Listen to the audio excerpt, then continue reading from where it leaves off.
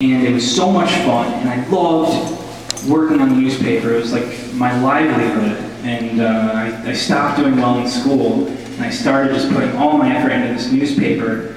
And when I got to college, there was no newspaper. And, I mean, there was a newspaper. I wasn't allowed in on it. Like I wanted to. This is Syracuse University.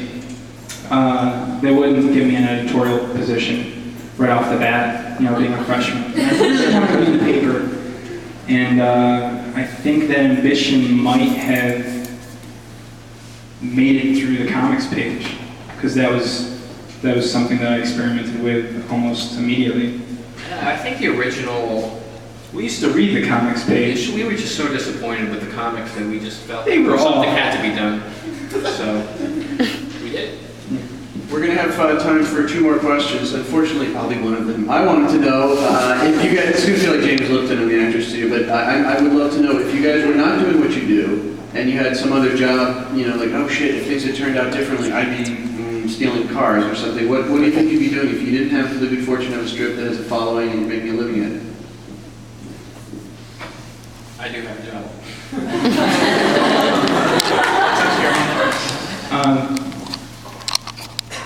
I don't know. I would probably be doing whatever life handed to me. Maybe is that a cop-out? Yes. Yes. I just feel like I was handed the PBF, so that's why I did it. I don't know. I want to be a filmmaker. I'm working on films right now. I'm writing a number of them. Rest assured that I would do something creative. I like sharing things a lot. I would love to be a host of some kind. Not a television host, but like maybe be one of those people who had guests at their house. I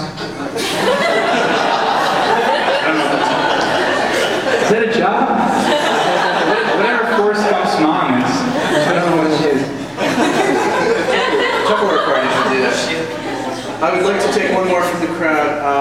I think, did you ask one already? No.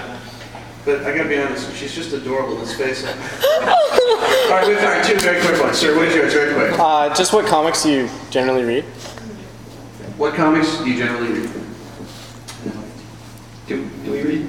I just like comics, to tell you the truth. That's not true.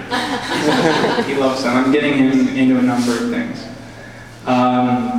What do I read? Oh, my roommate gets a lot of comics out from the library. That's pretty much how I find comics.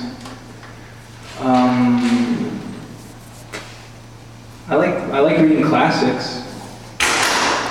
I don't read a ton of comics. I like comics. I like the Family Circus. And because it's the last question, I'm going to pass the mic to the shy, tentative woman in the second row. What is your question? Take a good one. You said something that really comforted me as someone who's kind of wanting to be creative but has never really gotten around to it, which is that your process takes like 3 to 4 weeks to complete a comic. Longer. Really? Well, that's great because it's like, that's the reason why I'm not creative, because it takes so long, but if you could describe your process and just everything that goes into it. For lazy people, if you've just got no time, you're busy, you're lazy, you can't be bothered to come up with a masterpiece, so there's shortcuts. It's not if I have it right.